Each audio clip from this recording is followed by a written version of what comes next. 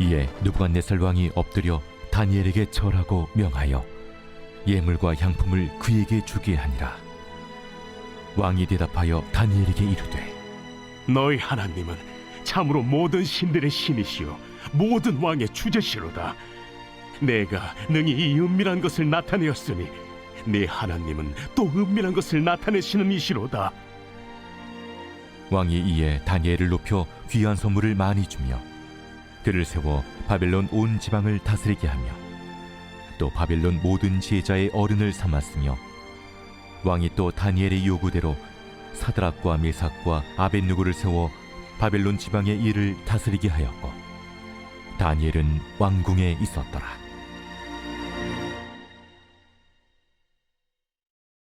그가 이르되 다니엘아, 갈지어다. 이 말은 마지막 때까지 간수하고 봉함할 것임이니라.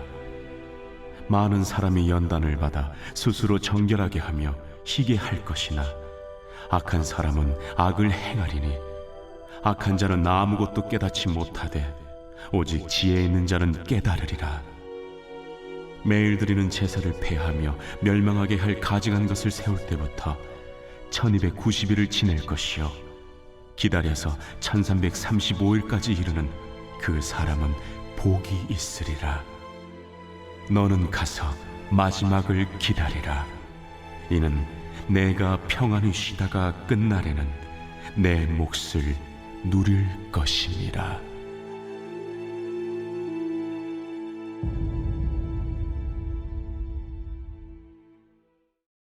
사랑하는 성도 여러분, 안녕하세요. 오늘도 말씀으로 승리하는 은혜로 또 주님과 동행하는 귀한 하루가 되기를 주님의 이름으로 축원드립니다.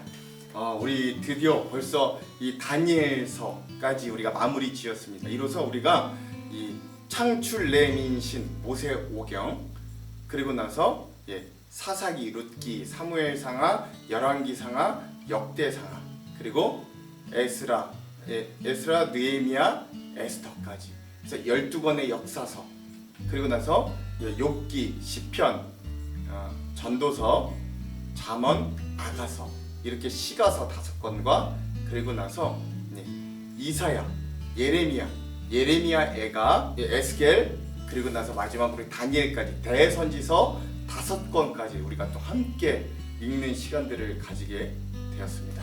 우리가 매번 그랬던 것처럼 우리가 이 다니엘의 여행을 또 함께 하면서 이 다니엘이 오늘 우리들에게 주는 의미들을 또 한번 좀 되짚어보는 그런 시간들을 좀 가졌으면 좋겠습니다. 앞서 우리가 이 핵심 구절들을 또 잘 듣고 오셨죠. 그래서 이 세상의 제국의 왕을 통해 하나님이 높여지게 되는, 찬양하게 되는 그러한 사건들 또 하나 그리고 또 이런 하나님의 놀라운 계시가 우리들에게 주어지는 모습을 보여주는 12장의 내용들도 그렇고요. 이러한 핵심 구절들이 다니엘을 더 잘 나타내 준다 하겠습니다. 다니엘은요, 그래서 키워드로 살펴보자면 2개의 기둥이 있는 책이라고 보시면 돼요.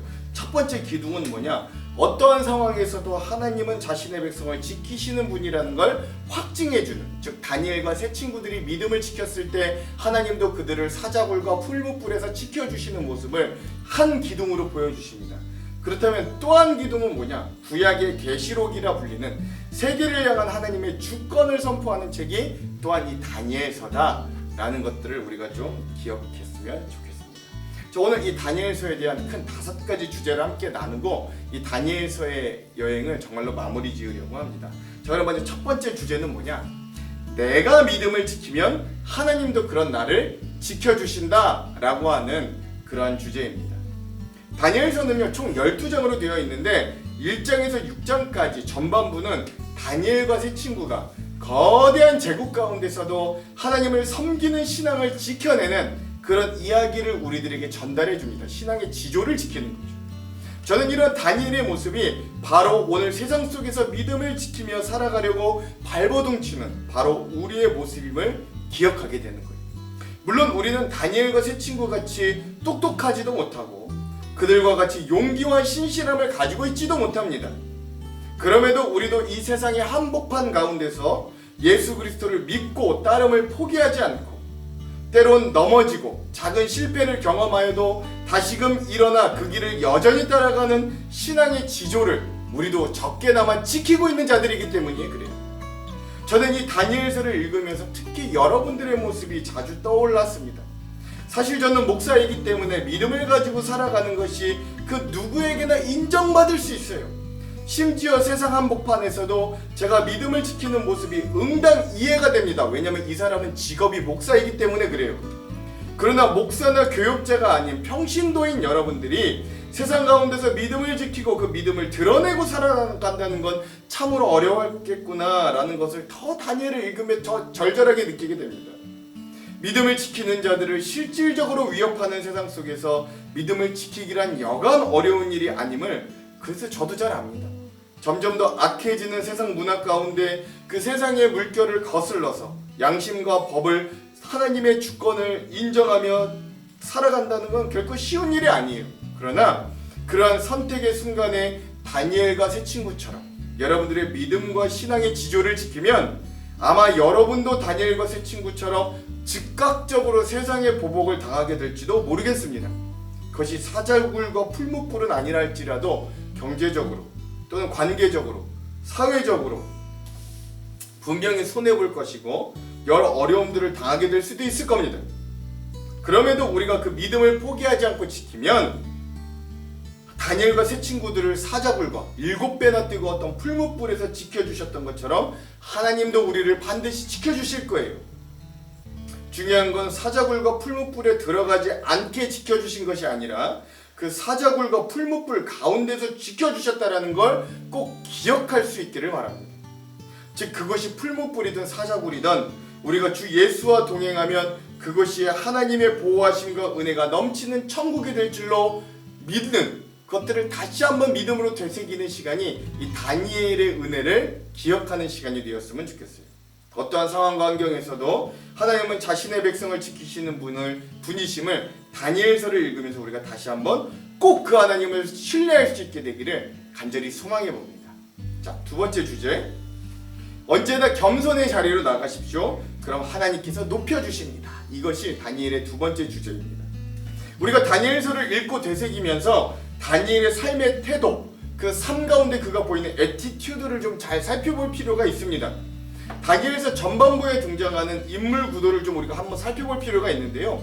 보통 사건이 발생할 때, 다니엘서에서 사건이 발생할 때 중요한 인물들은 보통 다니엘과 세 친구들, 그리고 또 한편에서는 대제국의 왕과 고관들의 대립 구도를 이룹니다. 한편 대제국의 왕과 고관들은 한결같이 본인이 하나님과 같이 되고 싶어하는 교만을 부려요. 느부갓네살 왕, 벨사살 왕, 다리오 왕, 그리고 이름은 나와 있지 않지만 예언으로 우리가 알게 된 에피파네스 왕까지 그들은 모두 본인들을 신처럼 여기고 대우해 주기를 원했습니다. 그만큼 교만했다는 거예요. 거기서부터 파생된 결과는 신실한 하나님의 자녀를 죽이고 박해하는 일뿐이었어요. 그러나 반대로 다니엘은 하나님 앞에 겸손한 자였습니다. 다니엘은 그 누구도 왕의 꿈을 해석하지 못할 때 그것을 멋들어지게 해석했음에도 불구하고 그 모든 것을 왕에게 주시는 하나님의 메시지로 돌리며 겸손한 자세를 잃지 않습니다. 그는 두 개의 나라, 바벨론과 페르시아 제국, 여러 명의 왕, 느부갓네살, 벨사살, 다리오의 왕이 바뀌면서도 여전히 국무총리의 입장에 있었어요. 이거 굉장히 대단한 입지전적인 인물이죠. 그렇지만 그런 상황에서도 다 이루었다 여기지 않고 매일매일 하나님 앞에 나가 예루살렘을 향해 하루 3번 기도하는, 끝까지 하나님만 의지하는 겸손한 믿음의 사람이었습니다. 그러므로 하나님은 자고한 왕들은 때론 짐승처럼 만들기도 하고 암살을 당하기도 하고 그들이 결국 역사에서 사라지게 하셨지만, 멸망하게 하셨지만, 그래서 철저히 낮추셨지만 하나님 앞에 겸손한 다니엘은 계속해서 왕을 제외한 가장 높은 자리인 국무총리로 그를 높여 귀하게 사용하셨습니다. 그러므로 오늘 우리는 이러한 다니엘의 모습을 보면서 스스로 낮은 자리로 가서 하나님을 바라볼 수 있어야 하겠습니다. 그러면 하나님은 그런 우리를, 다니엘을 높이 들어 새 친구들을 높이 들어 사용하셨듯이 우리도 높이 들어 사용하실 줄 믿습니다. 자, 이게 다니엘이 오늘 우리에게 주는 두 번째 주제입니다. 자, 세 번째, 나의 실패가 하나님의 실패가 되지 않도록 하라 라고 하는 이 주제가 다니엘의 세 번째 주제입니다. 제가 계속 말씀드리죠. 고대 시대에는요, 나라와 나라와의 전쟁이 신들의 대리전이었습니다. 즉 전쟁에 승리한 나라는 그 신도 승리한 것인데, 전쟁에 패배한 나라는 그 나라의 신도 패배한 것이라 여겼어요. 그러므로 바벨론에 패배하여 식민지가 된 이스라엘 백성들은 포로로 끌려가면서 자신의 하나님 이스라엘의 여호와가 바벨론의 벨이라는 신에게 졌다고 여겼던 것 같습니다. 다니엘과 세 친구가 살아가던 시대에 포로로 잡혀갔던 이스라엘의 수많은 백성들은 바로 이러한 패배주의에 빠져 살았어요. 즉 나의 실패가 마치 하나님의 실패가 되는 것처럼 여겼다라는 것이죠. 그러나 다니엘과 세 친구는 그러한 패배주의에서 벗어나 진정한 신앙인들이었습니다. 비록 자신들의 상황은 먼 타국에 포로로 잡혀왔던 그리고 또 곧 몇 년 후에는 자신들의 나라도 완전히 멸망한 상태였습니다. 그럼에도 불구하고 이들은 하나님께서는 실패하였다고 여기지 않았어요. 이 모든 자신들의 실패는 자신들의 죄의 원인이 있었음을 이들은 잘 알고 있었습니다. 이러한 이들의 신앙 고백을 가장 잘 나타내주는 장면이 금 신상에 절할 걸 거부하였던 다니엘의 세 친구들의 고백입니다. 다니엘 3장 17절 18절은 이래요. 왕이여, 우리가 섬기는 하나님이 계시다면 우리를 맹렬히 타는 풀무불 가운데서 능히 건져내시겠고 왕의 손에서도 건져내시리이다. 그렇게 하지 아니하실지라도 왕이여, 우리가 왕의 신들을 섬기지도 아니하고 왕의 세우신 금 신상에게 절하지도 아니할 줄을 아옵소서. 아멘. 우린 나의 성공이 하나님의 성공이라 쉽게 고백할 수 있다 여기지만 그것도 사실 어려워요. 사실 우리는 우리의 세상적인 성공이 주어졌을 때 하나님께 그 공을 돌리기보다 입만 그렇고요, 말로만 그렇고 사실 나의 업적을 찾아 자랑하기 바쁩니다. 또 반대로 우리는 실패와 절망스러운 상황과 환경에 빠졌을 때 마치 나의 실패가 하나님의 실패처럼 여기기도 합니다. 그래서 하나님은 없다, 하나님은 무능력하다, 원망하며 불평하기도 해요.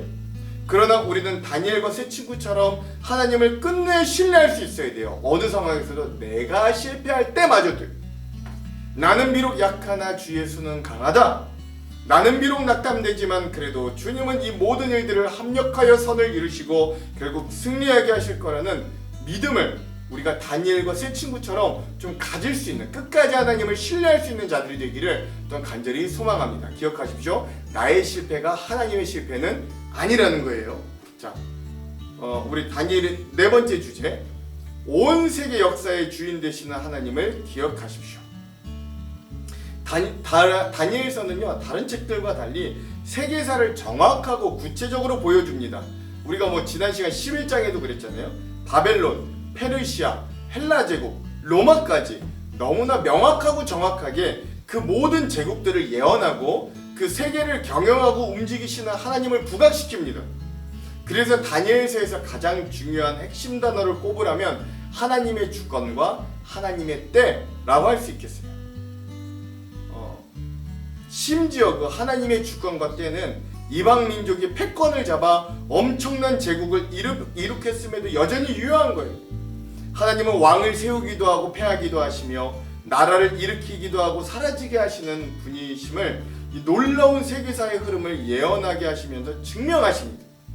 따라서 이스라엘 백성들은 포로 시대 및 그 이후 시대를 통해 이 모든 예언들이 성취됨을 경험하면서 모든 역사의 표면 뒤에 존재하시는 하나님의 주권, 그러한 하나님이 자신들의 구원을 위해 역사의 모든 때를 정하시고 이를 주도하신다는 사실을 믿고 위로를 얻었던 겁니다. 그리고 이런 말씀을 오늘날 보고 듣고 읽는 우리에게도 여전히 하나님의 주권과 세계 경영하심을 여전히 우리도 발견할 수 있다라는 거예요. 여전히 세상은 자신들이 온 세상의 주권을 가지고 있고 그때 그 때에 대해서도 자신들이 그 시간도 자신들이 정할 수 있다고 우리들에게 강요하면서 잘못된 이야기를 합니다. 기술의 발달과 경제의 풍요라는 겉모습을 내세워서 공중 권세 잡은 사단은 극도의 인본주의, 세속주의, 이기주의, 쾌락주의를 조장하여서 우리들이 하나님을 향한 신앙의 순결함을 유지하는 건 어리석고 구시대적인 것이라고 호도하면서 우리를 위협합니다. 그럼에도 불구하고 우리는 다니엘서를 보면서 실로 눈에 보이는 역사의 모습이 아무리 거대하고 혼란해 보일지라도 그 이면에 하나님의 굳건한 손길이 있다는 것, 예수 그리스도를 통해 구원의 길을 이루시고 새로운 하나님의 나라를 우리의 삶에 이루고 계심을 여전히 발견하면서 다니엘에게 주셨던 세계를 향한 예언이 이미 이루어지고 성취된 것처럼 요한계시록을 통해 끝까지 믿음을 지킨 믿음으로 이긴 자들을 흰옷을 입히고 생명책의 그 이름을 보존하신다고 하는 약속도 우리를 통해 성취하실 것을 믿을 수 있는 거예요. 그러므로 오늘 믿는 자들의 주인뿐만 아니라 온 세상, 온 시간에, 온 때의 주인 되시는 하나님을 여전히 신뢰하고 믿으며 그 주님만 주인 삼는 우리의 삶이 되기를 간절히 소망해 봅니다. 이게 네 번째 주제입니다. 마지막 다섯 번째 주제는요, 다시 오실 주님을 기다리는 사람들이라고 하겠습니다. 다니엘서는 마지막으로 구약 성경에서 가장 종말론적인 메시지를 진하게 담는 책이기도 합니다. 후반부에 다니엘에게 직접적으로 환상을 통해 보여주신 메시지에는 마지막 때 믿는 자들이 당할 박해와 또 인자로 표현된 예수 그리스도의 구원, 그리고 그 믿음을 끝까지 지키는 지혜로운 자들에 대한 위로와 회복이 나타납니다. 그러면서 다니엘서는 그 모든 예언과 환상의 말씀을 잘 듣고 마지막을 기다리라는 주님의 명령으로 마무리합니다. 그렇다면 그 마지막을 잘 기다릴 수 있는 방법은 과연 무엇일까요? 이건 역시 우리는 다니엘의 행동을 보며 알 수 있는데, 그것은 바로 말씀을 통해 하나님의 약속을 발견하고 기도를 통해 그것이 이루어지도록 애쓰는 삶을 사는 것입니다. 말씀을 묵상하고 기도하는 것은 때론 우리가 겉모습으로 보기에 무가치하고 아무 소용없는 일처럼 여겨질 때도 많습니다. 아니, 지금이 기도할 때야 하나라도 더 나가서 일을 해야지, 아니 지금이 말씀을 볼 때 하나라도 더 나아가 투쟁을 해야지, 이렇게 여길 수도 있다라는 거예요. 그러나 하나님은 성도의 골방의 기도를 들어 그 기도를 열방으로 사용하시는 분이십니다. 다니엘이 그 일들을 위해 고국으로 돌아가지도 못하고 여전히 제국의 중심에 남아 기도로 세계 경영에 동참하는 일을 끝까지 감당하였습니다. 오늘 우리도 다니엘과 같이 큰 일은 못한다고 하더라도 기도로 하나님의 나라 경영에 동참하는 사람들, 기도로 하나님의 나라를 세우는데 동참하는 사람들이 되어야 하는 거예요. 왜? 우리의 기도가 결국 우리의 가정, 우리의 사업, 우리의 일터, 우리의 지역, 우리의 이웃, 그리고 이 나라 이민족을 지키고 온 세상을 지키기 때문에 그래요. 베드로 사도는 우리들에게 이렇게 권면합니다. 베드로전서 4장 7절이에요. 만물의 마지막이 가까워 왔으니 그러므로 너희는 정신을 차리고 근신하여 기도하라. 아멘. 그러므로 오늘 우리가 소망 가운데 주님의 나라를 기다리는 가장 적극적이고 능동적인 행동은 바로 말씀과 기도로 우리의 삶을 채우는 것이라는 걸 다니엘을 통해 배웠으면 좋겠어요. 그게 마지막을 잘 기다리는 방법이에요. 그럼 평안히 쉬시다가 끝날에 내 몫을 누릴 것이라고 또한 다니엘에게 해주신 약속은 오늘 우리에게도 여전히 완성될 하나님 나라의 상속자들로 우리에게 베푸고 누리게 하실 거예요. 그런 은혜가 풍성한 성도들, 하나님의 나라의 백성들이 이 땅 가운데서도 다 되시기를 주님의 이름으로 축원드립니다. 기도할게요. 하나님, 우리가 그동안 12번의 시간을 통해 다니엘서를 읽게 하시고 또 오늘 이렇게 그 다니엘서를 통해 우리에게 주신 은혜들을 다시 한번 되새기게 하시니 하나님 감사드립니다. 이 은혜들을 우리가 품고 하나님, 다니엘이 그랬던 것처럼 험한 세상 가운데서도 믿음의 지조를 지키며 우리가 이 믿음을 지킬 때 하나님이 우리를 지키시는 놀라운 경험을 하게 하시고, 또한 온 세상, 이 혼란하고 악한 세상도 하나님이 결국 이면 그 뒤에서 이 세상을 경영하시고 이끄심을 알고 그 주권을 발견하고 오늘도 그 하나님을 기대하며 기도와 말씀으로 그 주님의 세계 경영에 함께 동참하는 우리 믿음의 사람들이 다 될 수 있도록 우리와 함께하여 주시옵소서. 이 말씀의 여행을 여기까지 인도해 주심을 또한 감사드리며 예수님 이름으로 기도합니다. 아멘. 오늘은 이 영상 이후에 소리엘 5집의 다니엘 이 찬양을 듣고 오늘 영상을 마무리하도록 하겠습니다. 그럼 사랑하는 성도 여러분, 오늘 하루도 말씀으로 승리하십시오. 사랑하고 축복합니다.